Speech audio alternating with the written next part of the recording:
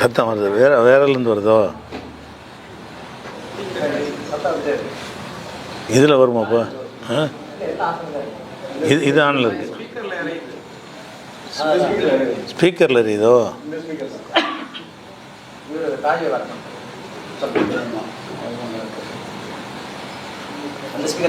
அப்படியா?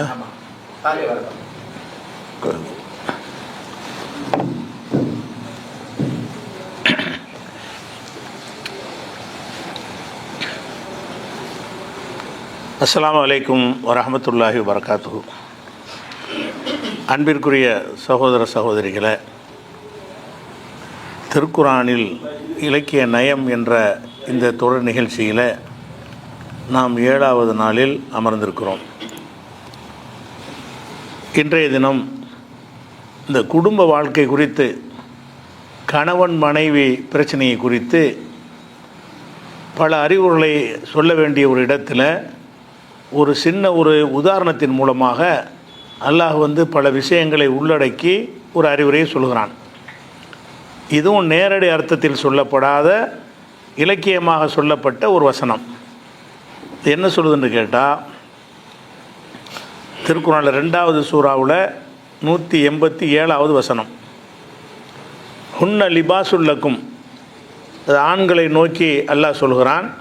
ஹுன்ன உங்கள் மனைவிமார்கள், லிபாசுல்லக்கும் உங்களுக்கு ஆடையாக இருக்கிறார்கள், அன்தும் நீங்கள் லிபாசுன் லஹுன்ன அவர்களுக்கு ஆடையாக இருக்கிறீர்கள்.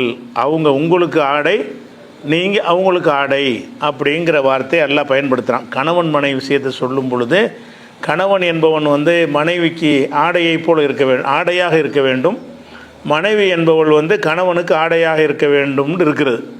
இதுக்கு நேரடி அர்த்தம் செய்ய முடியுமா? கணவன் எடுத்து ஆடையாக ஒரு பெண் அணிந்து கொள்ள முடியுமா? ஒரு பெண்ணை பிடிச்சி ஒரு ஆண் ஆடையை போல் அணிந்து கொள்ள முடியுமான்னா முடியும். அணிஞ்சால் தான் ஆடைன்னு எப்போ சொல்ல முடியும்னா அணிந்து கொண்டால்தான் ஆடை. அப்போ ஒரு ஆண் ஒரு பெண்ணை ஆடையாக அணிய முடியாது, ஒரு பெண்ணு ஒரு ஆணை ஆடையை அணிய முடியாது.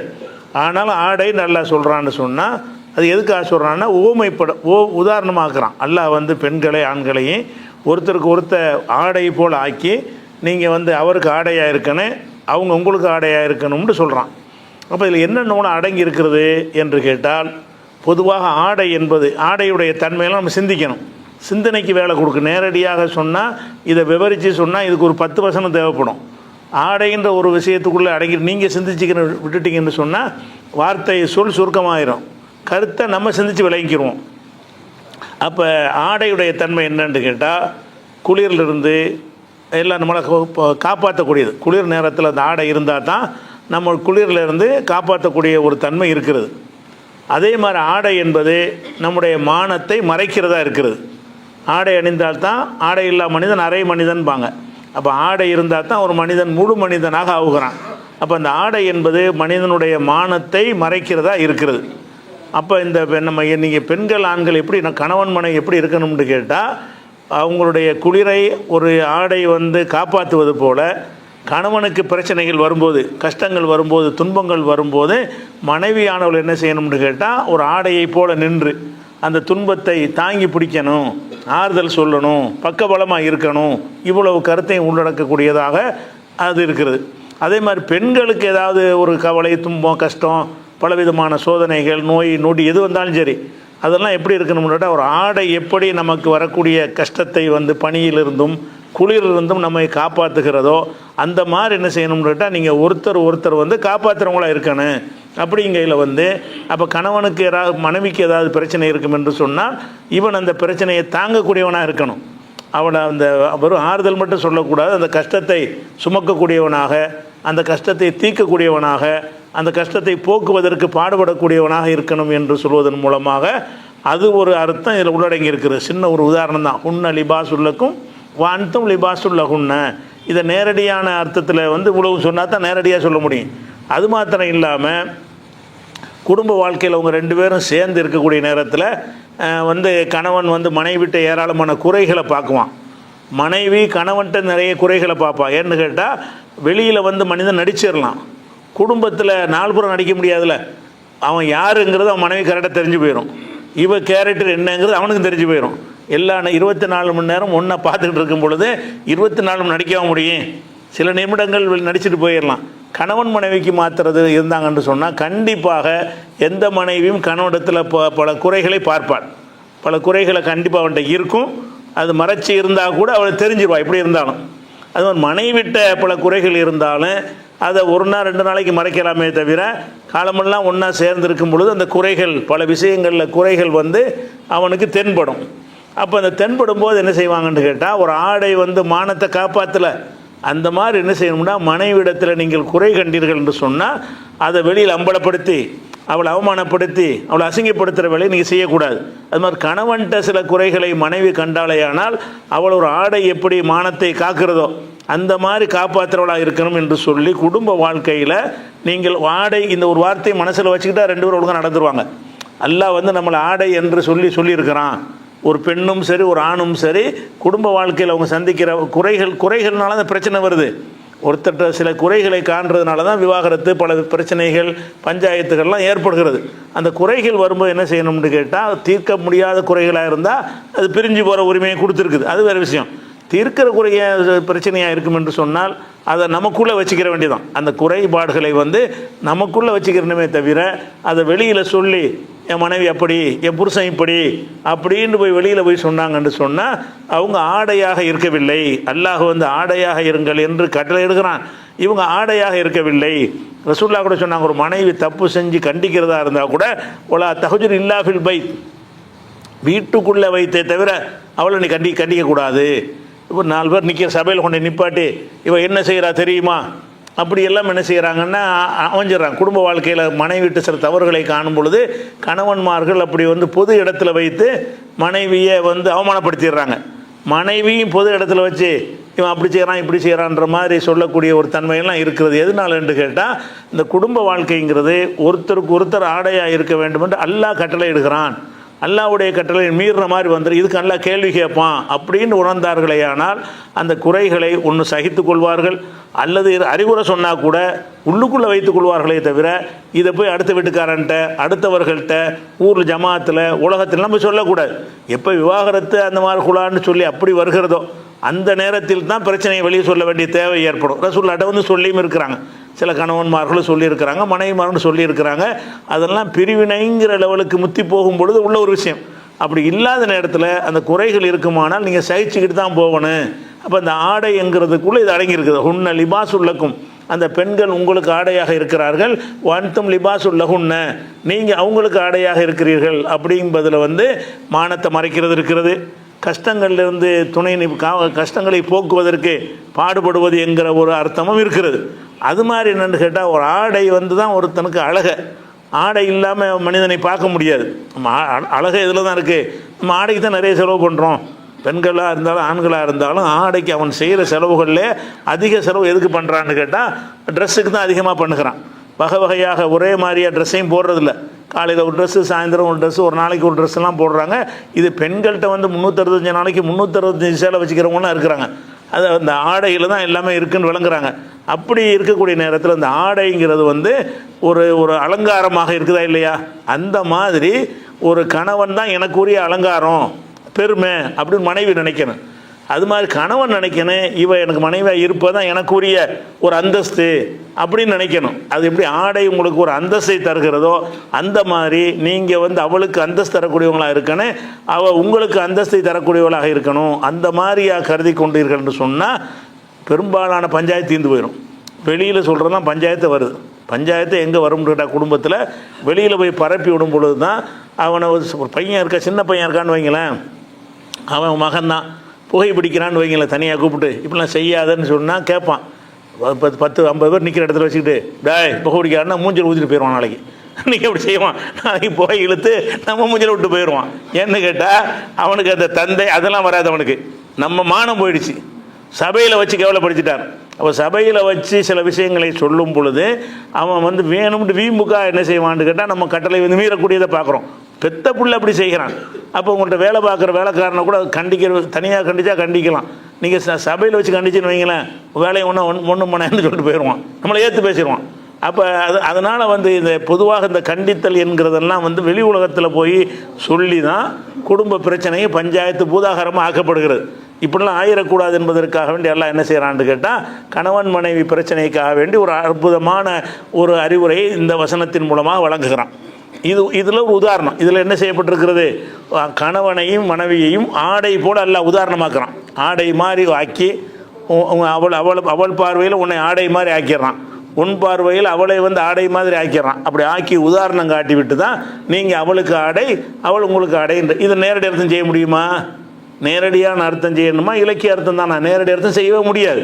ஆடை என்ன நம்ம விளங்கி வச்சுருக்கோம், இப்படி இருந்தால் தான் ஆடை. மனுஷன் எப்படி ஆடையாக இருப்பான்? மனுஷன் வந்து யாருக்கும் ஆடையாக இருக்க முடியாது. அப்படிங்கிறத வச்சு விளங்கிக்கிறோம். இது ஒரு வகை. அதே மாதிரி வந்து இதே குடும்ப வாழ்க்கைக்கு இன்னொரு விஷயம் இருக்குது. என்னென்னு கேட்டால் 2வது அத்தியாயத்தில் 223வது விஷயம் குடும்ப வாழ்க்கையில் வந்து இது வந்து அவங்களுக்குள்ள பழக்க வழக்கங்கள், உணவு விஷயங்கள், பண்பாடு, அது சம்மந்தப்பட்ட விஷயம் இந்த ஆடைங்கிற விஷயம். இது இல்லாமல் கணவன் மனைவி என்று சொன்னால் அவங்களுக்கு மத்தியில் தாம்பத்திய உறவு இருக்குது இல்லையா? அந்த தாம்பத்திய உறவு சம்பந்தமான விஷயங்களில் அவங்களுக்கு சரியான புரிதல் கிடையாது. இதை வந்து உடைச்சியும் சொல்ல முடியாது. தாம்பத்திய விஷயத்தை சொல்லும் பொழுது இப்படி நடக்கணும்னு என்ன செய்ய முடியாது, அதை பச்சையாக சொல்ல மாட்டாங்க. யாருமே என்ன மூடலாக தான் சொல்லுவாங்க. அதை சொல்ல முடியாது. அது இறை வேதத்தில் அப்படி சொல்ல முடியுமா? அல்லாஹ்வுடைய வேதத்தில் அப்படி சொல்ல முடியாது. அதனால் அல்லாஹ் என்ன செய்கிறான்னு கேட்டால் கணவன் மனைவியுடைய இல் வாழ்க்கையை பற்றி சொல்லும் பொழுது ஒரு வரியில் என்ன செஞ்சிடறான்டா, ஒத்த சொல்லில் வந்து பல அர்த்தங்களை உள்ளடக்கி அற்புதமான முறையில் அல்லாஹ் வந்து அதை உதாரணமாக்குகிறான். எப்படி ஆக்குறான்னு கேட்டால் நிசாவுக்கும் உங்களுடைய மனைவிமார்கள், ஹர்சுன்லக்கும் உங்களுடைய விளைநிலங்கள். கணவன்மார்களுக்கு அல்லாஹ் சொல்கிறான் உங்கள் மனைவிமார்கள் வந்து உங்களுக்கு விளைநிலங்கள் அப்படின்னு இதில் வந்து ஆரம்பிக்கிறான். அடுத்து என்னென்னு கேட்டால் ஃபத்து ஹர்சக்கும் உங்களுடைய விளைநிலங்களுக்கு நீங்கள் செல்லலாம், அன்னாசேத்தும் நீங்கள் விரும்பியவாறு செல்லலாம்.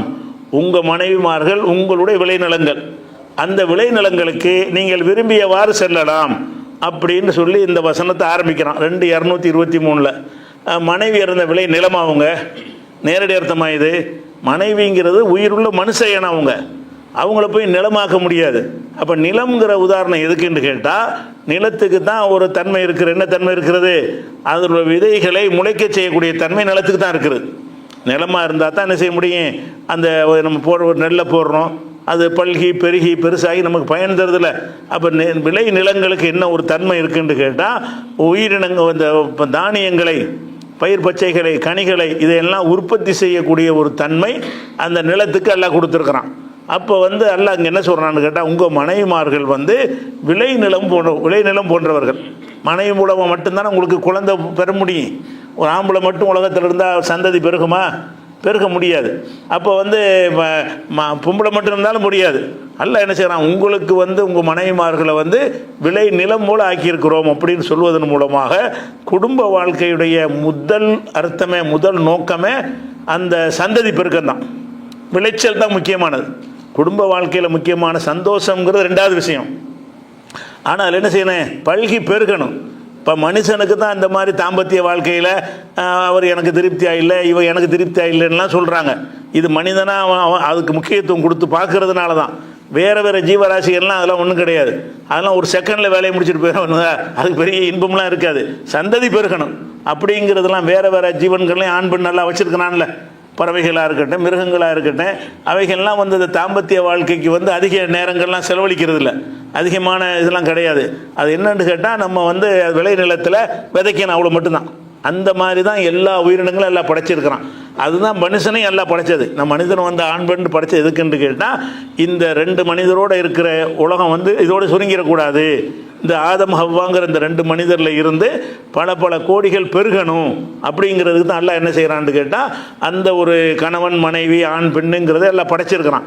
படைச்சிட்டு என்ன செய்கிறான்னு கேட்டால் அதுக்குரிய மாதிரி சில அவ்வளோ ஏற்பாடுகளும் எல்லாம் பண்ணுறான். விளை நிலம் இருக்குது, விளை நிலத்தில் வந்து நம்ம போய் நினச்சா தானே விவசாயம் பண்ணுவோம். அப்படி இல்லாமல் எல்லாம் என்ன செய்கிறான்னு கேட்டால் பெண்கள் வந்து அவங்கள வந்து ஆண்களால் ஈர்க்கப்படுற மாதிரி. உண்மையில் இந்த தாம்பத்தியம் வந்து பெண்களுக்கு தான் அவசியம், ஆணுக்கு அவசியமே கிடையாது. பின்ன பெண்ணுக்கு தான் என்ன ஆகும்னு கேட்டால் அந்த உடம்புல அந்த சினை முட்டைகள்லாம் உருவாகும் பொழுது அவங்களுக்கு அந்த முட்டையில் ஒரு கரு உண்டாகணும்னு அவங்களுக்கு அதிகமான உணர்வுகள் வரும். அப்போ அந்த நேரத்தில் அவங்களுக்கு ஒரு ஆண் போய் சேர்ந்தா தான் அந்த இது நடக்குங்கிறதுக்கு எல்லாம் என்ன செய்கிறான்னு கேட்டால், ஆண் ஒரு பெண்ணை விரும்புகிற மாதிரி அவங்கள்ட்ட சில கவர்ச்சிகரமான ஒரு அம்சத்தை ஏற்படுத்தி எல்லாம் செய்கிறான்ல, அது செய்கிறதுக்கு தான் எல்லாம் என்ன செய்கிறான்னு கேட்டால், நிசாவுக்கு உங்களுடைய மனைவிமார்கள் ஹர்சுன்லக்கும் உங்களுடைய விளைநிலங்கள் அப்படின்ட்டானா. இதில் விளைநிலன்னு சொல்லிட்டு இதில் ஒரு சட்டமும் இருக்குது. என்ன சட்டம் அப்படின்னு கேட்டால், ஒரு மனிதனுக்கு அவன் மனைவி அவனுக்கு தான் விளைநிலம். உங்கள் மனைவிமார்கள் உங்களுக்கு விளைநிலம்னு என்ன அர்த்தம்? அந்த அந்த நிலத்தில் நீ தான் விவசாயம் பண்ணணும். உன்னுடைய நிலம்னு சொன்னால் நீ தான் விவசாயம் பண்ணணும்ன்ற அர்த்தத்தை எல்லாம் சொல்லி காட்டுறான். அப்போ இந்த ஒரு கணவன் மனைவியாக வாழ்கிறாங்க, அவங்களுக்கு குழந்தை இல்லைன்றவுடனே சோதித்து பார்க்குறாங்க. ஆண்கிட்ட தான் குறை இருக்குன்னு தெரியுது. உதாரணமாக ஆணை சோதித்து பார்க்குறாங்க. அவங்ககிட்ட குழந்தை வரக்கூடிய தன்மை இல்லைன்னு ஆண்மையில்னு அர்த்தம் செஞ்சிடக்கூடாது. ஆண்மைக்கும் குழந்தைக்கும் எந்த சம்மந்தமும் கிடையாது. அவங்க குழந்தை பெண்ணை சந்தோஷப்படுத்தாமல் இருந்தால் கூட ஒரு ஆண்னால் குழந்தை உற்பத்தியாக்க முடியும். சந்தோஷப்படுத்துவான். அவனுக்கு உயிரினு இருக்காது. கணவன் மனைவி சந்தோஷமாக இருப்பாங்க. அவனிடம் வெளிப்படக்கூடிய அந்த விந்தில் உயிர் அணுக்கள் இருந்தால் தானே குழந்தை உண்டாகும். உயிரணுக்கள் என்னவா இருக்கும்னு கேட்டால் அந்த போதுமான அளவுக்கு இருக்காது. ரிப்போர்ட்டில் நில் வந்துடும். அப்போ அந்த மாதிரி வரும்போது என்ன செய்யறதுன்னு கேட்டால், என் மனைவிக்கு இப்போ குழந்தை இல்லை, அப்போ எனக்கு குழந்தை வேணும் அப்படின்னு நினச்சா என்ன செய்கிறாங்கன்னு கேட்டால், அந்த செயற்கை முறையில் அந்த விந்து வங்கின்னு வச்சுருப்பாங்க. விந்துகளையெல்லாம் பாதுகாத்து வைக்கக்கூடிய வங்கிகள் இந்த நவீன காலத்தில் இருக்கிறது. அங்கிருந்து அந்த விந்தை தானம் பெற்று அதை மனைவியுடைய கருவறையில் செலுத்தி பிள்ளை பெறக்கூடிய ஒரு வைத்திய முறை இருக்கிறது. இந்த முறை இஸ்லாத்தில் அனுமதிக்கப்பட்டதான்னா அனுமதிக்கப்பட்டது கிடையாது. எது அனுமதிக்கப்பட்டதுன்னு கேட்டால், அந்த உயிரணு இவனுடையதாக இருக்கணும். இந்த உயிரணு என்ன செய்யணும், இவனுடைய விந்தில் உயிரணு இருக்கணும். ஏதோ ஒரு காரணத்தினால குழந்தை ஜனிக்காமல் போயிருந்துச்சுன்னு சொன்னால், இவன் இந்த கணவனுடைய உயிரணுவை பிரிச்செடுத்து அதை ஒரு அளவுக்கு ஒரு குழாயில் வைத்து வளர்த்து ஒரு குறிப்பிட்ட அளவுக்கு வந்தவுடனே பெண்ணுடைய கருமுட்டையில் சேர்த்து குழந்தை பெற்றாங்கன்னு சொன்னால் இவன் குழந்தைன்னு அது வந்துடும். ஆனால் இவன்ட்டு அந்த உயிரணை எடுக்கவே இயலாது. இவன் ஆணாக இருப்பான். இவன்ட்டு என்ன இருக்குது, சந்தோஷம்லாம் கணவன் மனைவி சந்தோஷம்லாம் ஏற்படும். ஆனால் இந்த விந்துவில் உயிரணு இருக்காது. உயிரணு இல்லைன்னு சொன்னால் அவனால் மனைவியை சந்தோஷப்படுத்த முடியும், ஆனால் குழந்தை உண்டாக்க முடியாது. குழந்தை உண்டாவதற்குரிய அந்த உயிரணு அதில் இருக்காது. அப்போ என்ன செய்கிறதுங்கும் போது என்ன செய்கிறாங்கன்னா, இப்படி ஒரு வழியை கையாளுறாங்க நிறைய பேர். அதுக்கெல்லாம் அந்த ஒத்த வரி மறுப்பாக இருக்குது. எப்படி, உங்கள் மனைவிமார்கள் உங்களுக்கு விளைநிலம், அடுத்தவனுக்கு விளைநிலம் கிடையாது. நீங்கள் உங்களுடைய உயிரணுவை எடுத்து உங்கள் மனைவிமார்கிட்ட நேரடியாக செலுத்தினாலும் சரி, வேறு முறையில் செலுத்தினாலும் சரி, அது இஸ்லாம் அனுமதிக்கிறது. நீங்கள் வேற ஒருத்தனுடைய உயிரணுவை எடுத்து கணவன் மனைவி நீங்கள் இருந்துக்கிருவீங்க, வேறு எவனுடைய எடுத்துக்கொண்டு உங்கள் மனைவியுடைய கருவறையில் வச்சு குழந்தையை உண்டாக்கினால் அது உங்கள் குழந்தை எப்படி ஆகும்? அந்த உயிரணுக்கு யார் சொந்தமான அவன் தானே தகப்பனாகுவான். அப்படி செஞ்சிடக்கூடாது. தகப்பனாகிறா இருந்தால் கல்யாணத்தின் மூலமாக தான் ஆக முடியும், திருமணத்தின் மூலமாக தான் ஆக முடியும்.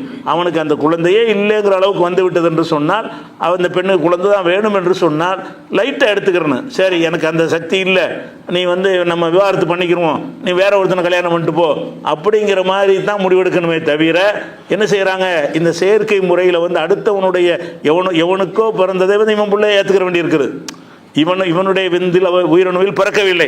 ஆனால் இந்த நவீன முறையை மிஸ்யூஸ் பண்ணுற காரணத்தினால யாருடைய குழந்தையோ இவனுடைய குழந்தைன்னு சொல்லி உலகம்ல அப்படி தானே சொல்லு, என் பிள்ளைம்பா. அப்போ இவனுக்கு வாரிசாகும், இவன் சொத்துக்கு சொந்தம் கொண்டாடும், இவனுக்கு சம்மந்தமே இல்லை. அப்போ விதை இவனுடைய விதையாக இருக்கணும். உன்னுடைய மனைவி உனக்கு விளைநிலம் என்று சொன்னால் அடுத்தவனுக்கு என் விளைநிலம் ஆக்குற, இது அடுத்தவனுக்கு விளைநிலம் தானே. விபச்சாரம் பண்ணுறதும் அடுத்தவனுக்கு விளைநிலமாக போகுது, அது மட்டும் விளைநிலம் வராது. இந்த மாதிரியான குழந்தையை உற்பத்தி பண்ணுறதுக்கும் அடுத்தவனுடைய உயிரணுவை எடுத்து உன் மனைவி இடத்துல நீ குழந்தை உருவாக்குவதற்கு முயற்சி பண்ணினால் அது இந்த வசனம் மறுக்கிறது. அப்போ இந்த ஒரு சொல்லுல எவ்வளோ விஷயத்தால் வைக்கிறேன்னு பாருங்க. உங்கள் மனைவிமார்கள் உங்களுக்கு தான் விளைநிலம் அப்படிங்கிறது ஒன்று. அதே மாதிரி இன்னொரு சட்டம் இருக்கிறது. நீங்கள் ஒரு தாம்பத்தியம் நடத்துகிறதா இருந்தால் உங்கள் மனைவிட்டு தான் நீங்கள் ஆம்பளைக்கும் கட்டல் இருக்குது. உன் மனைவி தான் உனக்கு விளைநிலம். அடுத்தவனுக்கு சொந்தமான விளைநிலத்தில் போய் என்ன செய்யக்கூடாதுன்னு விவசாயம் பண்ணக்கூடாதுங்கிற அர்த்தம் வந்துச்சுன்னு சொன்னால் விபச்சாரம் செய்யாத, தப்பான முறை நடக்காதுங்கிறது ஆண்களுக்கும் இருக்குது. இந்த ஒரு சொல் அதுவும் அடங்கியிருக்குது. இந்த சொல்லுலையே உங்கள் மனைவிமார்கள் தான் உங்களுக்கு விளைநிலம், அப்போ உங்கள் மனைவியாக இல்லாதவள்கிட்ட வந்து விளைநிலம் ஆக்கக்கூடாது அப்படிங்கிறதும் இருக்கிறது. அதே மாதிரி உங்கள் மனைவி வந்து உங்களுக்கு தான் விளைநிலம், அடுத்தவனுக்கு விளைநிலம் ஆகக்கூடாது அப்படிங்கிறதன் மூலமாக தவறான நடத்தைகளில் ஈடுபடுவதையும் தடுக்கிறது. அதுபோக நவீன காலத்தில் புதுசாக கண்டுபிடிக்கக்கூடிய எத்தனை வழிமுறைகள்லாம் இருக்கிறது.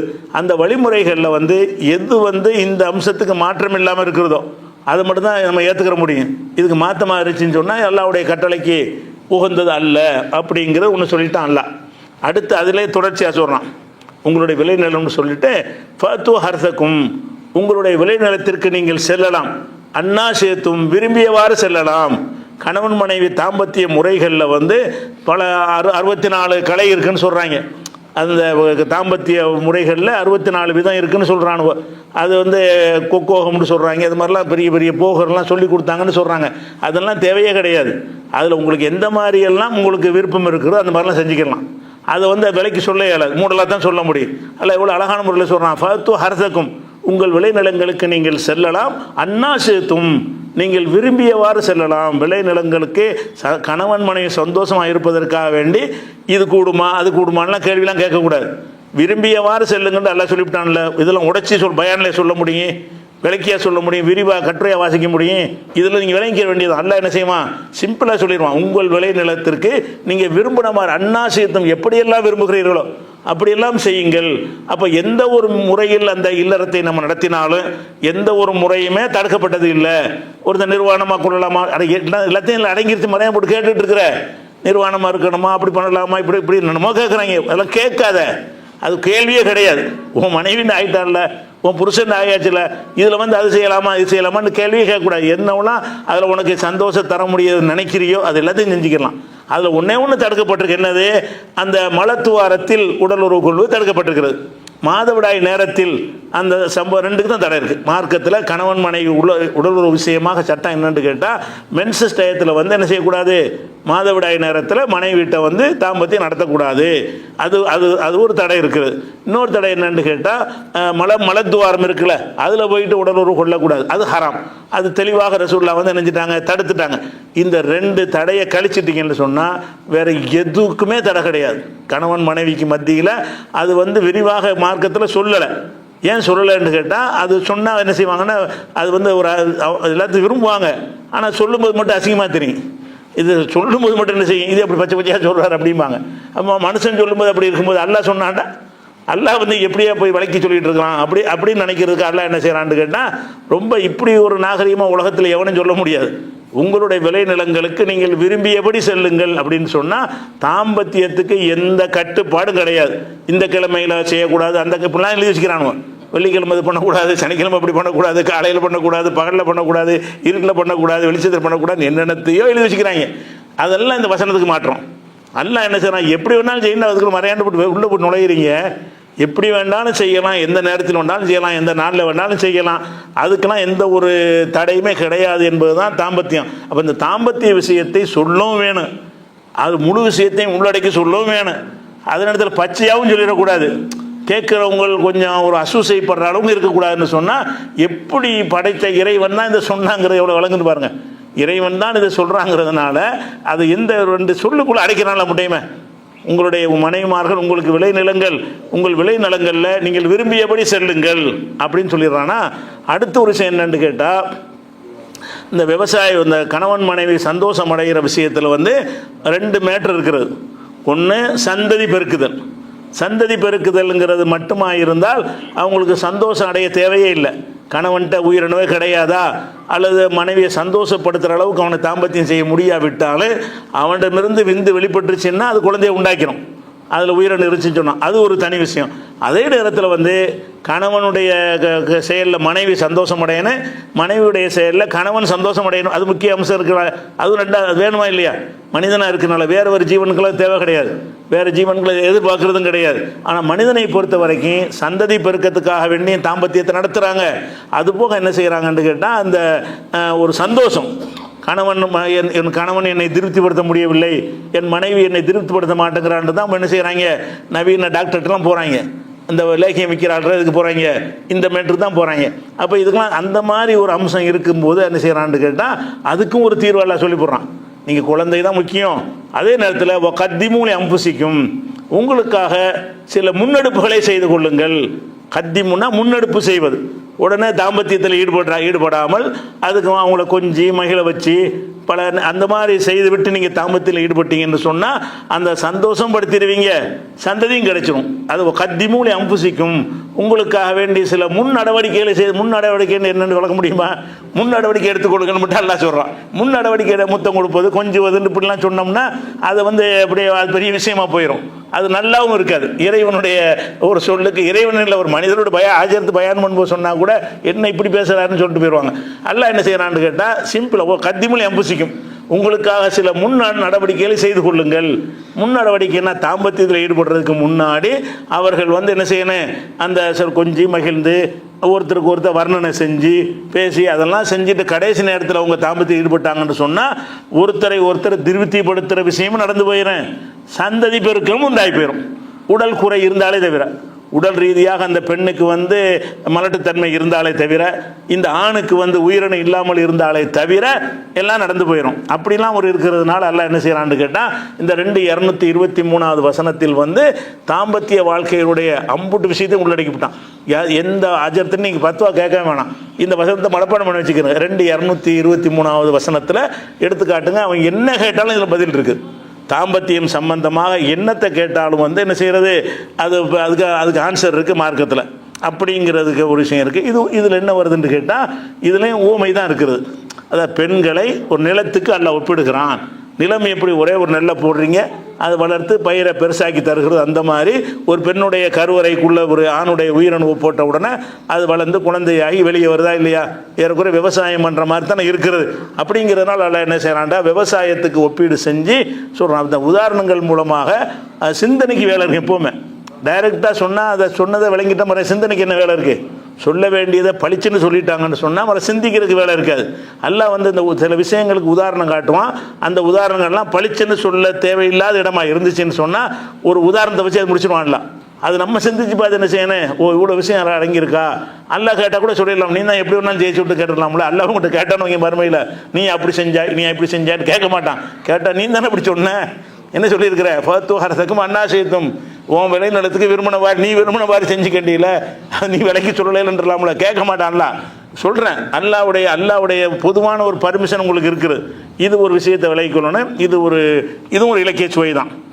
அடுத்தது இன்னொரு வகையான ஒரு விஷயம் இருக்குது. இது நம்ம ஏற்கனவே இந்த ஆகுபெயர்னு சொன்னோம்ல, அந்த வகையில் உள்ளது. எந்த வகைன்னு கேட்டால் நம்ம சட்டை தைக்கிறதுங்கிறோம்ல, ஏற்கனவே முதல்ல விலைக்கிருக்கிறோம்.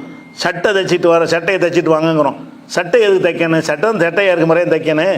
சட்டையை நம்ம தைக்கிறது இல்லை, துணியைத்தான் சட்டையாக தைக்கிறோம். ஆனால் என்ன சொல்லுவோம், இந்த சட்டையை தைச்சான்னு சொல்லுவோம், சட்டையை தைக்க மாட்டோம். சோறு ஆக்குறங்கிற, சோறை ஆக்கணும், சோறை தான் இருக்கிற மாதிரி ஆக்குறீங்க, சோறாக்குனாங்கிறீங்க, சோறை ஏன்டா ஆக்குற, சோறை தான் இருக்குதே. நம்ம சோறாக்குன்னு எதுக்கு சொல்லுவோம், அரிசியை கொதிக்க வைத்து சோறாக ஆக்குது. இவ்வளோ பெரிய வார்த்தைக்கு பதிலாக நம்ம என்ன செய்கிறோம், சோறாக்கியாச்சான்னு கேட்போம். சோறை போட்டு ஆக்கணும், சோறாக இருந்து ஆக்கலாமா, அதுவே சோறாக இருக்குமே, ஆனால் அதை போய் ஆக்குறதுக்கு எந்த வேலையுமே இல்லை.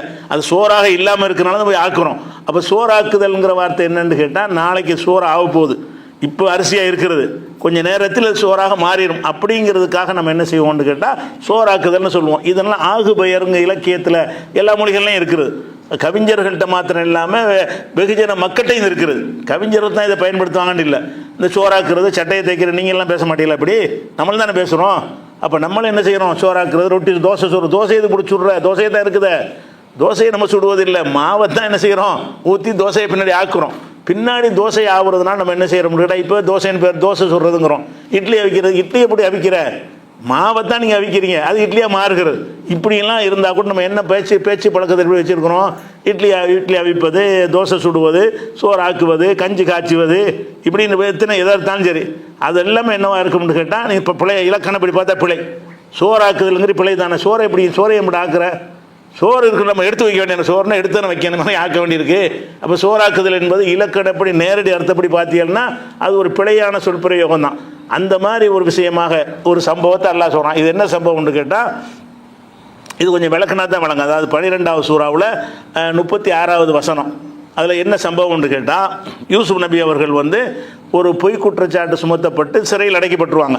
யூசுப் நபியுடைய சம்பவம் உங்களுக்குலாம் தெரியும். அவர் வந்து சின்ன பிள்ளையாக இருக்கும்போது கிணத்துல போட்டுருவாங்க, அதை எடுத்துக்கொண்டே விற்பனை செய்வாங்க. எகிப்தில் உள்ள அந்த ராஜா வந்து அந்த யூசுப் நபியை விலைக்கு வாங்கி வீட்டில் புள்ள மாதிரி வளர்ப்பாங்க. இப்படி வளர்க்கும் பொழுது அந்த ராஜாவுடைய மனைவி வந்து இவருடைய அழகில் மயங்கி, இவர் யூசுப் வந்து ரொம்ப ஒரு பெரிய பெரிய பேரழகாக இருப்பார். அதாவது ரசூல்லாவை சொல்கிறாங்க, உலகத்துடைய அழகில் பாதி அவர் கொடுத்துட்டு மீதி பாதி 50 பேரும் கொடுத்தா ரசூல்லா சொல்கிறாங்க. உலகத்தில் உள்ள அத்தனை பேருடைய அழகில் பாதி அவருக்கு கொடுத்து விட்டு மறுபாதி அழகத்தான் நம்ம எல்லாத்துக்கும் நல்லா பங்கு வச்சு தந்திருக்கிறான்ற அளவுக்கு அவர் வந்து பெரிய ஒரு பேரழகனாக இருந்திருக்கிறார். அப்படி இருந்ததாக ஹதீஸ்கள்லாம் வருது. குர்ஆன்லேயும் அவரை பார்த்து மயங்கினார்கள் என்றெல்லாம் வருகிறது. அப்போ அந்த பெண்ணு தப்பாக நடக்க முயற்சி பண்ணும்போது தப்பிச்சு ஓடுறாரு. ஓடும்போது என்ன செஞ்சாருன்னா கதவை திறக்கும்போது புருஷங்காரர் வந்துடுறாரு. வந்தவுடனே நம்ம என்ன செய்யுதுன்னா பிளேட் அப்படி மாற்றிடுது. இவன் என்கிட்ட தப்பாக நடக்க முயற்சி பண்ணான்னு சொல்லி என்ன செய்யுது, அவர் மேலே பழியை போட்டு செய்கிறது. அதுக்கப்புறம் அங்கே உள்ள ஒருத்தர் அந்த குடும்பத்தை சேர்ந்த ஒரு ஆள் என்ன செய்வார்னு கேட்டால், இல்லை இது வந்து யார் செஞ்சு நம்ம கண்டுபிடிச்சிடலாம். இவருடைய சட்டையை வந்து அதாவது ஓடினார்னு வைங்க, ஓடும்போது பிடிச்சி இழுத்தாங்கன்னு சொன்னால் அந்த சட்டை வந்து பின்பக்கமாக கிழிஞ்சிருக்கும். பின்பக்கமாக அந்த சட்டை வந்து கிளியிற மாதிரி தரத்தில் இருந்திருக்கும்னு நினைக்கிறேன். அவர் போட்டிருந்த சட்டை எல்லா சட்டையும் பிடிச்சா கிளியவா செய்யுது. அந்த காலத்தில் அந்த மாதிரி சட்டை போட்டுருப்பார்களுக்கு அவர் சொல்கிற அந்த சட்டை வந்து பின்புறமாக கிழிஞ்சிருக்குது. பின்புறமாக கிழிஞ்சாருன்னா இழுத்தா தான் கிழியும்.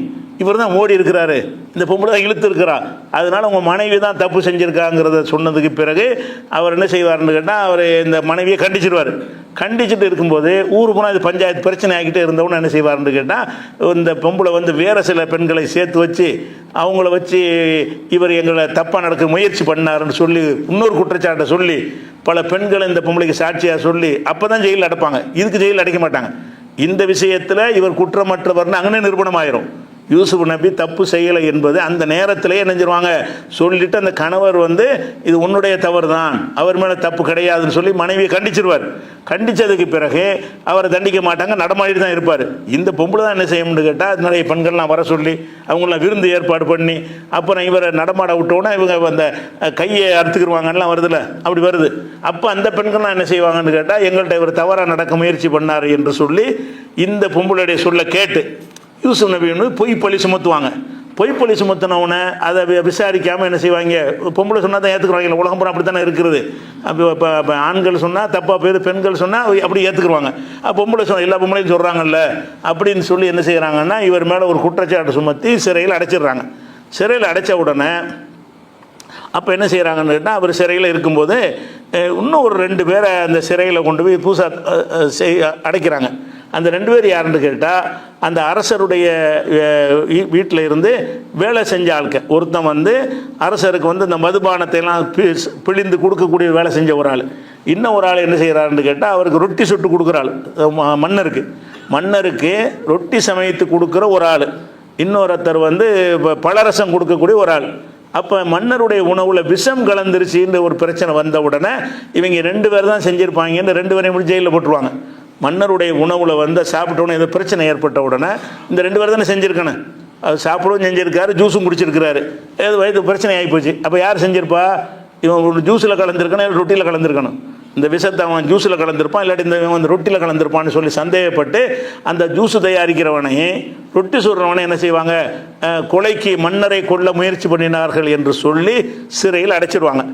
அடைக்கும்போது அந்த சிறைக்குள்ளே யூசுப் நபியை பார்க்குறாங்க. யூசுப் நபியும் குற்றம் சுமத்தப்பட்டு சிறையில் இருக்கிறார். இந்த 2 கைதிகளும் சேர்ந்துக்கிறாங்க.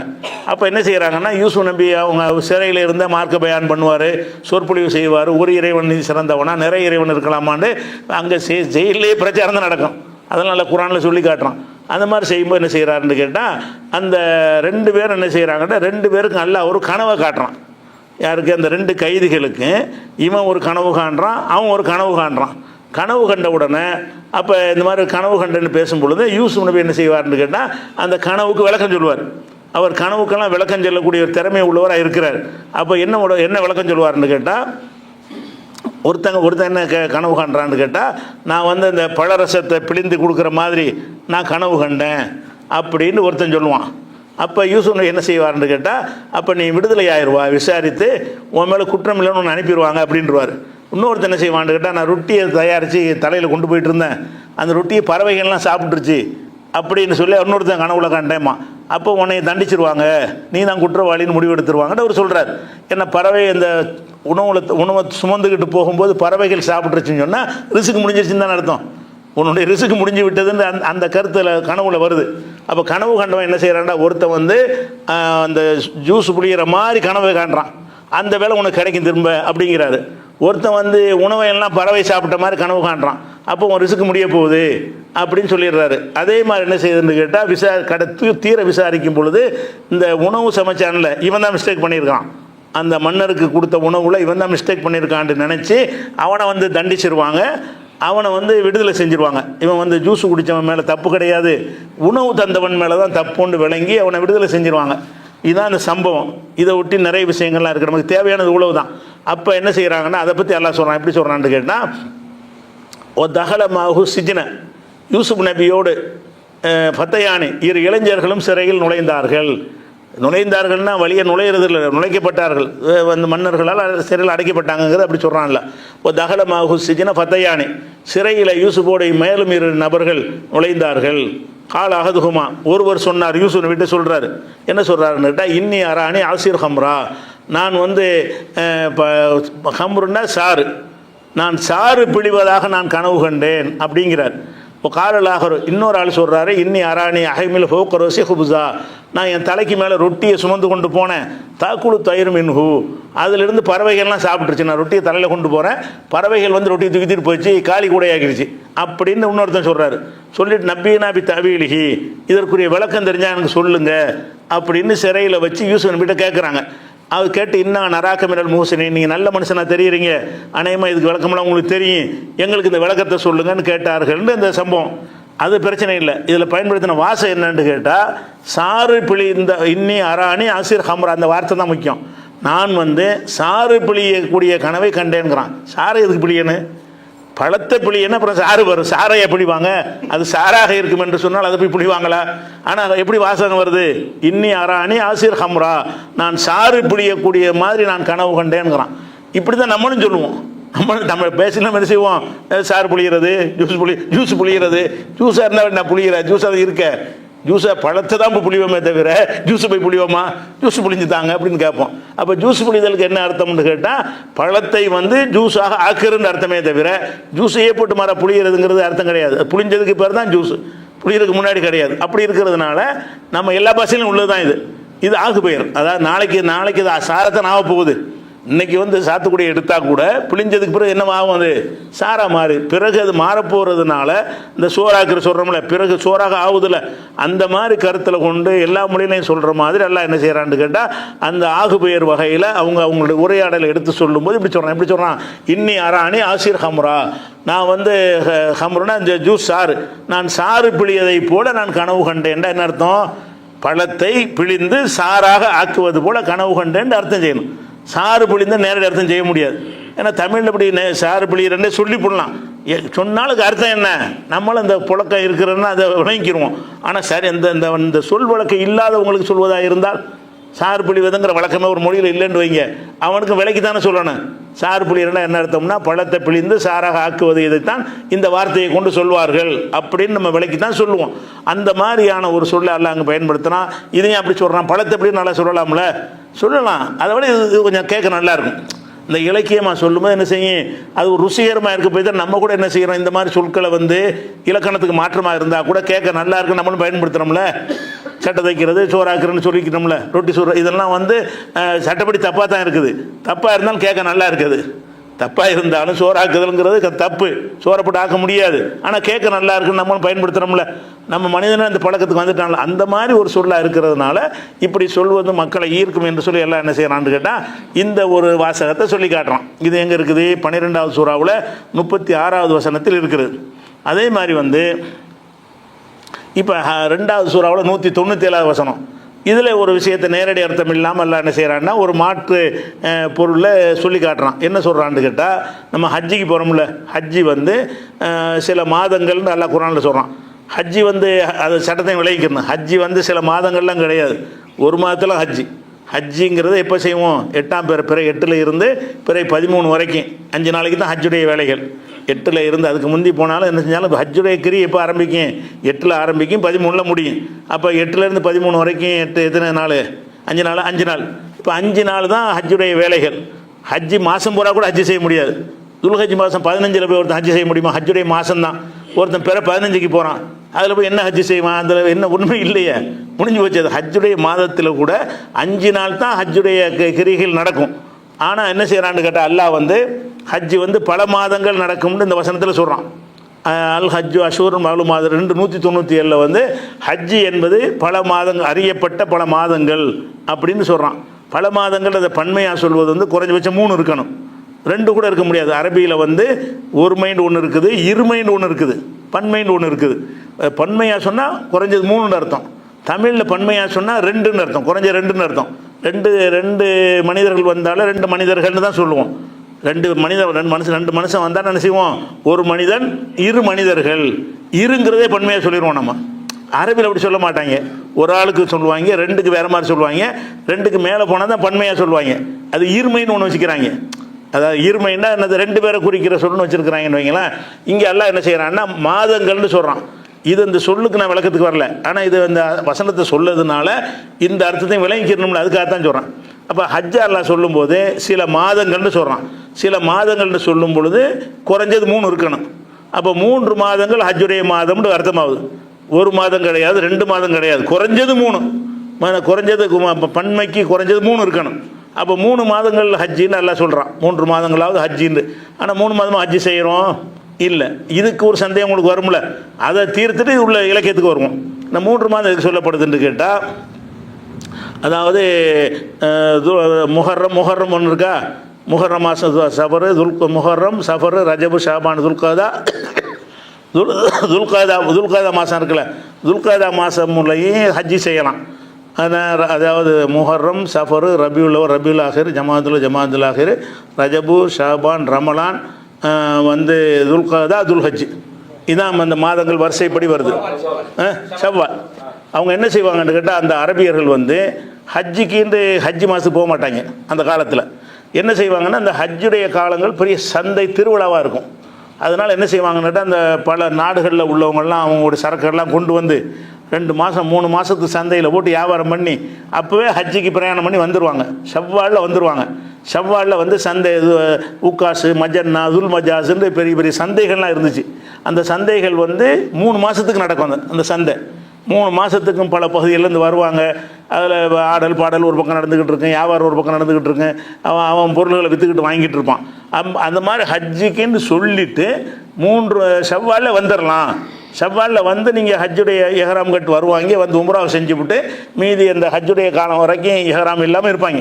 ஷவ்வாலில் வருவாங்க. ஷவ்வாலில் வந்து முதல் வந்து நுழைஞ்சவொடனே உம்ரா செஞ்சுருவாங்க. உம்ரா செஞ்சவொடனே இஹ்ராம்லேருந்து விடுபட்டுருவாங்க.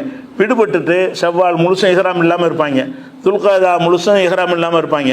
துல்ஹஜ்ஜில் அந்த 8 வரைக்கும் இஹ்ராம் இல்லாமல் இருப்பாங்க. 8 வந்தவுடனே ஹஜ்ஜுக்கு இஹ்ராம் கட்டி ஹஜ்ஜி செய்வாங்க. அதுலேயே சேர்ந்து ஹஜ்ஜி உம்ராவை இணைச்சி செய்கிறதுனால அதை பல மாதங்கள் நல்லா சொல்கிறான். பல மாதங்கள் அது ஷவ்வாலில் வந்துடலான் இருக்கிறதுனால ஹஜ்ஜிக்காக வேண்டி ஷவ்வாலில் வர்றாதான் நீங்கள் வந்துடலான் இருக்குது.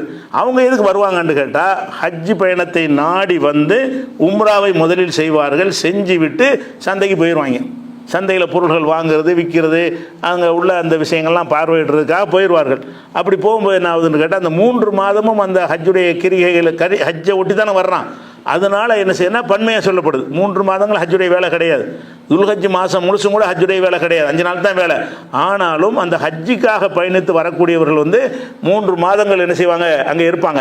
ஆனால் இப்போ வந்து அரசாங்கத்தில் உமர் காலத்தில் தடை செஞ்சுட்டாங்க. இது உமர் காலத்தில் இணைஞ்சிட்டாங்கன்னு கேட்டால், அதிகமாக மக்கள் இந்த ஷவ்வாலில் வந்து குழுமி உள்ளூர் மக்களுக்கு வாழ முடியாத அளவு கஷ்டத்தை உண்டாக்கிடுறாங்கன்னு சொல்லி அவங்க என்ன செய்யாங்க, ஹஜ்ஜு காலத்தெல்லாம் வரணும்னு சொல்லி தடை செஞ்சாங்க.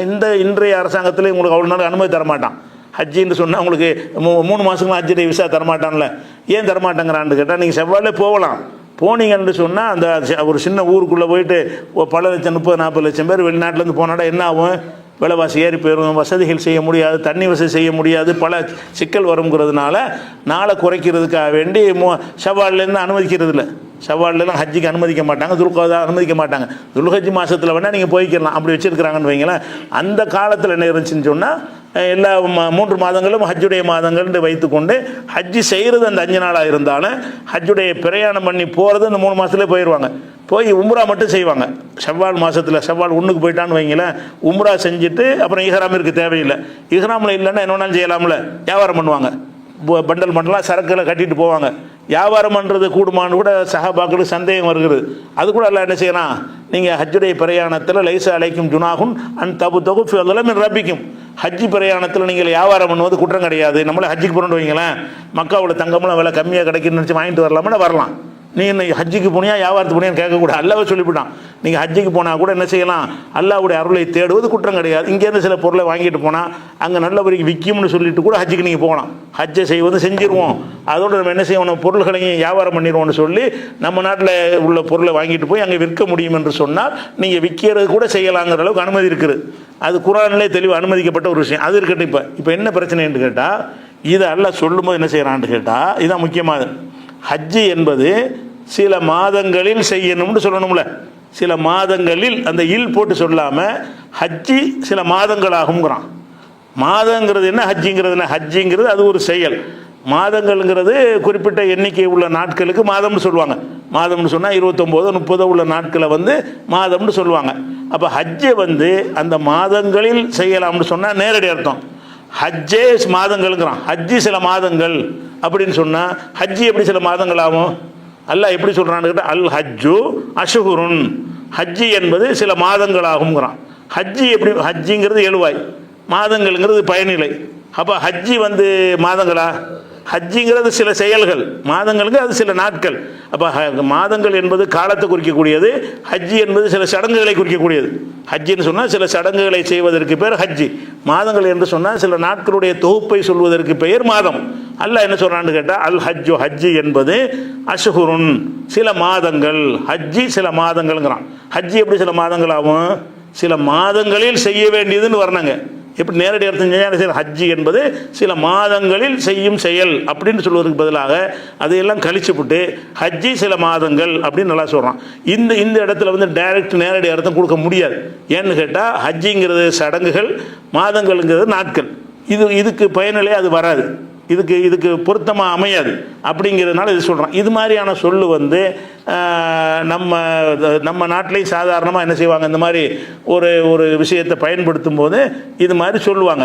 அதாவது திமுக ஜனவரி மாநாடுமாங்க. ஜனவரி மாநாடு திமுக ஜனவரியில் நடத்தின மாநாடுன்னு சொல்லுவாங்களே தவிர மாநாடு ஜனவரிம்பாங்க. மாநாடு எப்படி ஜனவரி ஆகும்? மாநாடு ஜனவரி அப்படின்னு சொன்னான்னு வைங்க, மாநாடு ஜனவரி 10 அப்படிங்கிறான். மாநாடுங்கிறது என்ன, ஜனவரி 10ங்கிறது என்ன? மாநாடுங்கிறது மக்கள் திரள்வதுன்னு அர்த்தம். ஜனவரி 10ங்கிறது ஒரு காலண்டரில் உள்ள டேட். அது இதுக்கு பயனிலையாக அதை சொல்ல முடியாது. ஆனால் என்ன செய்வோம், மாநாடு ஜனவரி 10ன்னா ஜனவரி 10 தேதியில் மாநாடு நடக்கும் அப்படின்றான தவிர அந்த மாநாடு ஜனவரின்னு சொல்வதில் ஜனவரியில் அந்த இல்ங்கிறத விட்டுன்னு சொல்லுவாங்க. இது எல்லா மொழியிலும் இருக்கிறது. அந்த மாதிரி எல்லாம் என்ன செய்யறான்னு கேட்டால், அல் ஹஜ்ஜு ஃபி அஷ்ஹுரின் சொல்லாமல் அந்த ஃபீங்கிறத நீக்கிட்டு மாத ஹஜ்ஜி என்பது சில மாதங்களில் செய்யலாம் அப்படின்னு சொல்லாமல் ஹஜ்ஜி என்பது சில மாதங்களாகும் அப்படின்றான்ல. இது என்ன இப்படி வரக்கூடாது, கிராமர் படி சரியா இல்லைன்னு உங்களுக்கு தோணுச்சுன்னு சொன்னால் இப்படி தானே உலகம் மூலம் பேசிகிட்டு இருக்காங்க. இது எல்லாரும் ஒத்துக்கிட்ட ஒரு விஷயம். எல்லா மொழிகள்லையும் இந்த மாதிரி இலக்கிய தன்மை இருக்கிறது, அந்த மக்கள்கிட்ட இருந்தது. அந்த மக்கள் புரிந்து கொள்வதற்கு தானே இந்த பாஷை. இதை சொன்னால் விளங்கிடுவான். ஹஜ்ஜுனா சில மாதங்கள்னா சில மாதங்களில் செய்ய வேண்டிய காரியம், அதைத்தான் இப்படி ஷார்ட்டாக சொல்கிறாங்கன்னு விளங்கிடுவான். அதில் ஒரு குழப்பம் கிடையாது. இப்படி உள்ள விஷயம் இருக்குது. அதே மாதிரி மூசா நபி காலத்தில் நடந்த ஒரு சம்பவம் என்னன்னு கேட்டால், அவங்க மூசா ஏற்கனவே சொல்லியிருக்கோம் அந்த சம்பவத்தை. மூசா நபி அவர்களை அல்லாஹ் தௌராத் வேதம் கொடுப்பதற்காக வேண்டி தூர் சீனா மலைக்கு வர சொல்லிட்டான். நான் ஒரு 40-30 நாளைக்கு முதல்ல அவர் நோன்பு வைக்க சொன்னான், தவம் இருக்க சொன்னான். அப்புறம் ஒரு 10 நாள் அதிகமாக்கி 40 நாள் ஆக்கி அந்த தவம் முடிஞ்சதுக்கு பிறகு அல்லாஹ் என்ன செய்யறான், தௌராத்தை எழுதி கொடுத்தான்லாம் சொன்னோம்ல, தௌராத் வேதத்தை அவர் கொடுத்து அனுப்புகிறான்.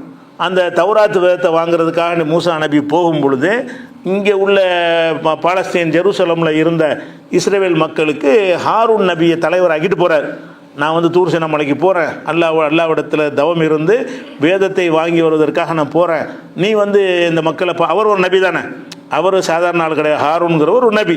2 பேரை ஒரு சமுதாயத்துக்கு இல்லை நபி ஆக்கியிருந்தான். என்னடா இவருக்கு பேச்சு தெளிவு வராது மூசா நபிக்கு, விஷயம் இருக்கும், அந்த நாக்கு குளரும்.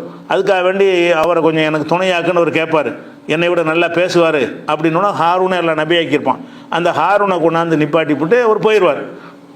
போன அந்த இடைப்பட்ட காலத்தில் என்ன செய்வாங்கன்னு கேட்டால், ஒரு காளை ஒருத்தன் சாமரின்னு ஒருத்தன் இருந்து தங்கத்தில் சிலை மாதிரி செஞ்சு, காளை மாடு மாதிரி செஞ்சு, இதுதான் கடவுள், இதுதான் மூசாவுடைய கடவுள், அவர் வேற எங்கேயும் போயிட்டார், தப்பாக போயிட்டார் அப்படின்னு சொல்லிவிட்டு காளை மாட்டை பேசிக் இல்லாமல் வளர்ந்துருக்காங்க பாருங்க.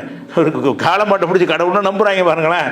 அவங்க எந்த ஒரு புரிதலும் இல்லாமல் காளை மாடுங்கிறது தூக்கி போட்டு உடஞ்சா பறிச்சிடலாம், கொளுத்துனா கொளுத்தி போடலாம், இதை போய் கடவுள்னு சொல்கிறமேன்னு ஒரு புரிதல் இல்லாமல் அவங்க கடவுள்னு சொல்லிட்டாங்க. ஹாரூன் நபி எவ்வளோ சொல்லி பார்க்குறாரு, அதை கேட்கவே இல்லை. அது கேட்காம என்ன செஞ்சிட்டாங்க, வழிகட்டு போயிட்டாங்க. இது ஒரு இந்த சம்பவம் எல்லாரும் தெரிஞ்ச விஷயந்தான். இதை பற்றி எல்லாம் சொல்லும்போது எப்படி சொல்கிறாங்கன்னு கேட்டால், ஒய்தாகுதுனா மீசாக்கும், உங்கள்கிட்ட வந்து உடன்படிக்கை எடுத்தோம், ஒரு ரஃபானா ஃபோகோக்கும் தூர, உங்களுக்கு மேலே தூர் மலையை உயர்த்தினோம், புது மாத்தை நாக்குமி கூவத்தின், வலிமையாக நாம் கொடுத்ததை பிடித்து கொள்ளுங்கள், வஸ்மவும் செவிமடுங்கள் என்று சொன்னோம். அவங்களாம் சொன்னாங்க, சமீனா வசைனா, நாங்கள் வந்து செவியிட்டோம், ஆனால் வந்து நாங்கள் மீறுவோம் அப்படின்றாங்க. சொல்லிவிட்டோன்னே அதை பற்றி அல்லாஹ் சொல்லி காட்டுகிறான். ஓ உஷிரிபு ஃபி குலூபிஹிம் அல் இஜ்ல, அவங்களுடைய உள்ளத்தில் வந்து காளை மாடு புகட்டப்பட்டது அப்படிங்கிறான். காளை மாடுங்கிறது என்ன, சர்பத்தா? காளை மாடு வந்து புகட்டக்கூடிய ஒரு பானமா? அது காளை மாடுங்கிறது ஒரு திங்கிறன்னு சொல்லலாம், காளை மாடை திண்டாங்கன்னா சொல்லலாம். அது அல்ல என்ன செய்கிறான்னு கேட்டால், அவங்க உள்ளத்தில் காளை மாடு வந்து புகட்டப்பட்டது. காளை மாடுங்கிற சர்பத்து புகட்டுறதுங்க வார்த்தை போகிறான்ல, என்ன செய்கிறான், காளை மாடு வந்து அது புகட்டுவதற்குரியதா திங்கிறதுக்குள்ளதா? திங்கிறதுக்குள்ளது. புகட்டுவதுன்னா லிக்விடாக இருக்கணும். லிக்விடாக இருந்தால் தான் ஷர்பத்து, டீ, காப்பி, தண்ணி, சுடு தண்ணி, இதைத்தான் நம்ம வந்து குடிக்கிறதுன்னு சொல்லுவோம்.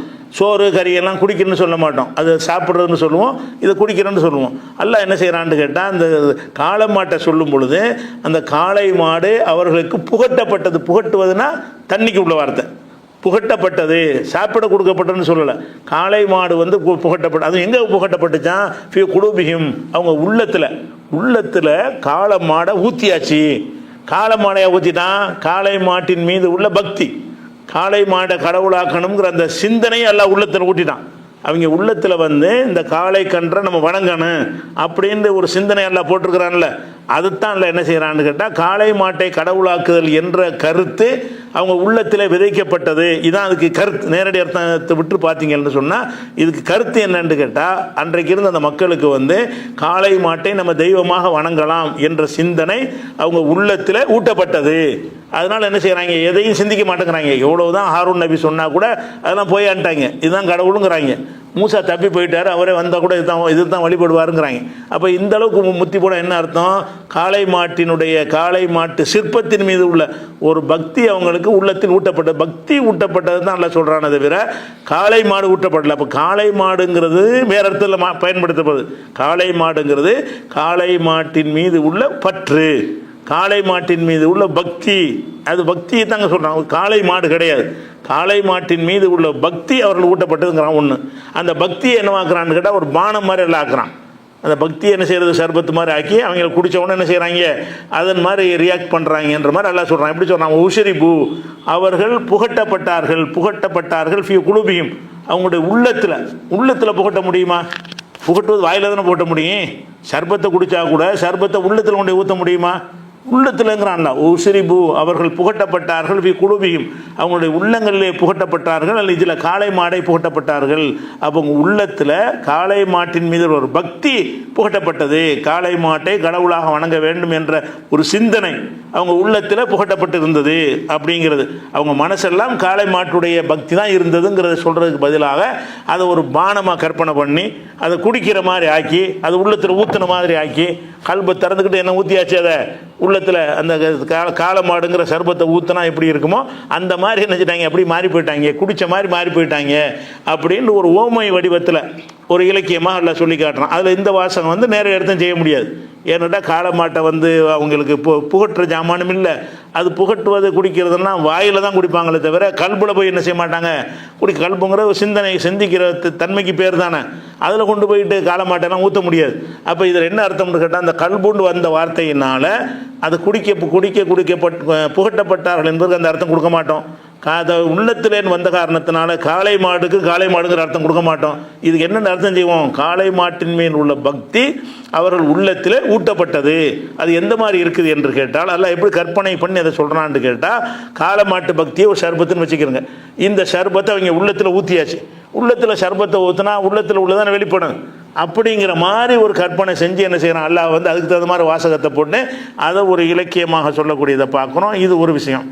அதே மாதிரி வந்து 2வது சூறாவில் 138வது வசனம், இதில் ஒரு அற்புதமான ஒரு இலக்கியம் இருக்குது. என்ன இலக்கியம் இருக்குன்னு கேட்டால் நபிசல்லா சங்காலத்தில் இருக்குது, இப்போவும் இருக்குதுன்னு நினைக்கிறேன். நபிசல்லா சங்காலத்தில் வந்து நசராணிகள் கிறிஸ்தவ சமுதாயத்தவர்கள் அந்த பக்கம் இருந்தாங்க. கொஞ்சம் பேர் யூதர்கள் நிறைய இருந்தாங்க, கிறிஸ்தவர்கள் குறைவாக மதீனாவில் இருந்தாங்க. அவங்க என்ன செய்வாங்கன்னா கிறிஸ்தவர்கள் வந்து அவங்க மதத்தை ஒருத்தன் தழுவ வந்தான்னு சொன்னால் மஞ்சள் சாயத்தை இப்போ செய்கிறாங்களான்னு தெரியலை, ஆனால் ரசூலுல்லாஹ் காலத்தில் இருந்துச்சு.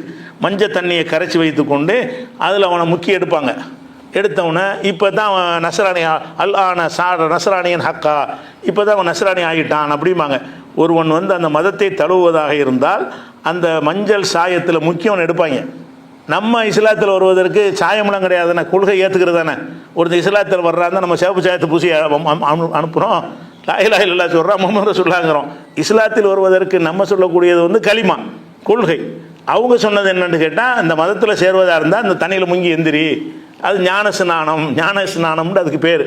அந்த இப்போ எப்படி செய்கிறாங்கன்னு எனக்கு தெரியல, இப்போ என்ன கேள்வி கேட்டக்கூடாது, இப்போ உள்ள நடைமுறை எனக்கு தெரியல. ஆனால் ரசூலுல்லாஹ்வுடைய காலத்தில் அப்படி இருந்ததுங்கிற ஆதாரம் இருக்குது. ரசூலுல்லாஹ்வுடைய காலத்தில் மஞ்சள் தண்ணீரில் அவனை ஊற்றி குளிப்பாட்டி இது மஞ்சள் தண்ணியில் குடிச்சிட்டான்ல, இப்போ கிறிஸ்டின் ஆகிவிட்டான், அல்லான சார நஸ்ரானியன் ஹக்கா, இப்போ தான் மெய்யான நஸ்ரானி ஆகிட்டார்னு சொல்லிட்டு இருந்தாங்க. அப்படி சொல்லிட்டு என்ன செய்கிறாங்கன்னு கேட்டால் நம்ம இஸ்லாத்துக்கு வர்றதுக்கு அந்த சாயம்லாம் இல்லை. நம்மள்ட்ட வந்து கேட்குறாங்க, உங்களுக்கு சாயம் எங்கே? நாங்கள் அந்த நஸ்ரானி ஆகிட்டு பார்த்தீங்களா மஞ்சள் கலரு, எல்லாம் மஞ்சளாக போயிட்டோம்ல, நீங்கள் முஸ்லீமாக வர்றதுக்கு என்ன பண்ணுறீங்க அப்படின்னு கேட்குறான். அப்போ நீங்கள் வந்து சாயம் போட மாட்டேங்கிறீங்களே அப்படிங்கிறது கேட்கும் பொழுது தான் அவங்களுக்கு பதில் சொல்வதற்கு இந்த வசனம் அருளப்படுது. அவங்க என்ன அதாவது அவங்க சாயம் போடுறாங்களாம், அவங்க மதத்தில் சேருவதற்கு கலர் தண்ணியில் முக்கி எடுக்கிறாங்களாம். உங்களுக்கு எங்கே கலர் தண்ணின்னு கேட்குறாங்க. நீங்கள் இஸ்லாத்தை தழுவுறதுக்கு ஏதாவது கலர் தண்ணி கொடுக்க மாட்டேங்கிறீங்க. அவன் அதே மாதிரி தான் இருக்கிறான். இஸ்லாத்தை ஏற்பதற்கு முன்னாடி எப்படி இருந்தானோ இஸ்லாத்தை ஏற்ற பிறகு அப்படி தான் இருக்கிறான் அப்படின்னு சொல்கிறது கேட்குறாங்க. அதுக்கு அல்லா என்ன செய்கிறான்னு கேட்டால் சிபுகத்தல்லா, இது அல்லா சாயம் பூசிட்டான போட கொள்கை சாயம். அல்லா என்ன செய்கிறான் அதுக்கு பதில் சொல்கிறான், சிபுகத்தல்லா, இது அல்லாஹ் ஏற்றிய சாயம். அல்லாஹ் ஏற்றிய சாயம்னா உள்ளத்தில் இருந்த கருத்தை புதைக்கிறது. நீ மனுஷன் ஏற்றின சாயம் தான் முக்கியம் எடுக்கணும். ஒம்மன் அஹ்சனு மினல்லாஹி சிபுகா, அல்லாஹ்விட எவன்டா அழகா சாயம் போட்டுருவான். சாயம் மூட்டுவது அல்லாஹ்விட எவனுக்கு சாயம் பூச முடியுங்கிற இந்த சாயத்துக்கு என்ன அர்த்தம்னு கேட்டால் நீங்கள் வந்து தண்ணியில் முக்கி மதத்துக்கு மாற்றுறீங்க. நாங்கள் என்ன செய்வோம்னா அந்த குழு லா இலாஹ இல்லல்லாஹ்ங்கிற சாயத்தை ஊற்றுவோம், உள்ளத்தில் முஹம்மது ரசூலுல்லாஹ்னு ஊற்றுவோம். அல்லாஹ் ஊற்றின சாயம் அதான்டா. இதை விட எப்படி சாயம் ஏற்றுறது? அப்போ கல்புல கொண்டே சாயத்தை ஏற்றுறது தான் சரியானது தவிர உடம்புல ஏற்றுறது எப்படி ஒரு கொள்கை ஏற்றுக்கிறதாகும்? கொள்கைங்கிறத உள்ளம் சார்ந்த விஷயம் தானே, ட்ரெஸ்ஸு சார்ந்த விஷயமா? போய்கிட்டு இருக்கான் ஒருத்தன் மதத்தை ஏற்றுக்கிறாமல் இருப்பான், மஞ்சள் தண்ணி ஊற்றினா கிறிஸ்தவன் ஆயிடுவானா? நம்பினா தானங்க ஆகுவான். அதை நம்புறது எங்கே இருக்குது? உள்ளத்திலான இருக்கிறது. அப்போ நீங்கள் ஒரு மதத்தில் சேருவதாக இருந்தால் உள்ளத்தில் ஏற்படுகிற மாற்றத்தை தான் அது நீங்கள் வழிமுறை ஆக்கணுமே தவிர உடலில் சில அடையாளங்களை போட்ட உடனே இதான் மதத்தில் சேர்ந்து விட்டார்னா நீங்களோட பைத்தியக்காரத்தனம் பண்ணுறீங்க, எங்கிட்ட கேட்குறீங்கிற நல்லா கேட்குறான். நீங்கள் தான் பைத்தியக்காரத்தனம் பண்ணுறீங்க. நாங்கள் சொல்லி கொள்கை இஸ்லாத்தை ஒருவன் ஏற்றுக்கொள்வது என்பது ஒரு கொள்கைக்கு வந்துட்டான்னு அர்த்தம். கொள்கைக்கு வருவது எப்படி வருவது? இங்கே வரணும். கொள்கைக்கு வருவதாக இருந்தால் நம்முடைய கல்புல அந்த கருத்து நுழையணும். வணக்கத்துக்குரியவன் அல்லாஹ்வை தவிர யாரும் இல்லைங்கிற உள்ள நுழையணும். முகமது நபி அல்லாஹ்வுடைய தூதர் என்ற கருத்து உள்ளத்தில் நுழையணும். உள்ளத்தில் நுழைந்தால் உள்ளத்தில் சாயம் ஏற்றியாச்சு. நீ வந்து உடம்புல சாயம் ஏற்றிக்கிட்டு இருக்கிற, நாங்கள் கல்புல சாயம் ஏற்றுறோம். இஸ்லாம்ங்கிற மார்க்கத்தை எங்கே ஏற்றுறோம்? அந்த கலர் சாயத்தை உள்ளத்தில் ஏற்றிட்டோம்னு சொன்னால் அவன் கல் மண்ணு எதையும் மறைவே செய்ய சாகுற வரைக்கும் நம்ம லைலா இல்லை சொன்னமே மாறுது அன்னைக்கு வரைக்கும் உள்ளத்தில் இந்த சாயம் இருந்துக்கிட்டே இருக்குது. அந்த சாயம் இருக்கிற காரணத்தினால தான் கல்லாக பார்க்குறோம், மண்ணாக பார்க்குறோம், மரத்தை மரமாக பார்க்குறோம், சூரியனாக பார்க்குறோம். எதையும் கடவுளை பார்க்க மாட்டோம்ல. அப்போ கடவுளை பார்க்காம இருக்கிறதுக்கு காரணம் என்ன? நாங்கள் எங்களுக்கு அல்லாஹ் போட்ட சாயம் தான். அல்லாஹ் போட்டது நீ ஓன் சாயம் வந்து ஒரு சலவைக்கு போயிடும். நீ சாயம் எத்தனை ஒரு துவச்சின்னா சாயம் போயிடும், அவ்வளோதான். இங்கே எங்கே சாயம் போகாது, கல்புல ஏற்றின சாயம் வந்து பர்மனெண்ட்டாக இருக்கும். அப்படிங்கிறதுக்கு அல்லாஹ் என்ன செய்கிறான்னா, சிபுகத்தல்லா, இஸ்லாத்தில் ஒருத்தன் வருவதற்கு அல்லாஹ் ஏற்றக்கூடிய சாயம். ஒமன் அஹசனு மினல்லாஹி சிபுகா, அல்லாஹை விட அழகிய சாயம் ஏற்றுவது யாருன்னு சாயங்கிற 2 இடத்துல அல்லாஹ் போடுறான். உண்மையில் சாயமாக இருக்குது, கல்பை திறந்து அறுத்து உள்ள கலரையாக ஊற்றினான் அல்ல, ஒரு கலரையும் ஊற்றவே இல்லை. அந்த கருத்தை விதைக்கிறத வந்து சாயம்ங்கிறான்ல. சாயம் எப்படி மேலே பட்டால் கொஞ்சம் நேரத்துக்கு நிற்குமோ அந்த மாதிரி வச்சு நீ சொல்கிற, நான் போடுற சாயம் வந்து நிலைச்சி நிற்கும். அதனால் என்னை விட யார் அழகாக சாயம் பூசுறதுன்னு நல்லா கேட்குறான். அப்போ இந்த சாயம் பூசுதல்ங்கிற அந்த சொல்லை வந்து அது அவங்க என்னமோ கரெக்டான வழியில் இருக்கிற மாதிரியும், நம்மள்ட்ட அந்த சாயம் பூசுறது இல்லை அது மாதிரி நம்மள்ட்ட கேள்வியாக கேட்குறாங்க, உங்களுக்கு எங்கே சாயம்ங்கிறாங்க. அதுக்கு என்ன செய்யறான், எங்களுக்கு ஏன்டா சாயம், எங்கள் உள்ளத்தில் சாயம் பூசியாச்சு நல்லா என்ன செய்யறான். அதுக்கு பதில் சொன்னது 2வது சூறாவில் 138 வசனத்தில் இருக்குது. அப்போ இந்த மாதிரியான ஒரு இலக்கிய விஷயமும் இருக்குது. அதே மாதிரி வந்து இன்னொரு விஷயம் என்னென்னு கேட்டால், இப்போ ஒரு உலகத்தில் துன்பங்கள் இன்பங்கள் மாறி மாறி வருது. அதே மாதிரி வந்து இந்த உகது போர்க்களத்தில் முஸ்லீம்களுக்கு கடுமையான தோல்வி ஏற்பட்டுச்சு. ஆரம்பத்தில் கடும் தோல்வி ஏற்பட்டு பிறகு இறுதி வெற்றி வந்துச்சுன்னு வைங்களேன். நிறைய பேர் 70 சகாபாக்கள் வரைக்கும் கொல்லப்பட்டாங்க. கடுமையான சோதனையான ஒரு போராக உகது போர் இருந்துச்சு.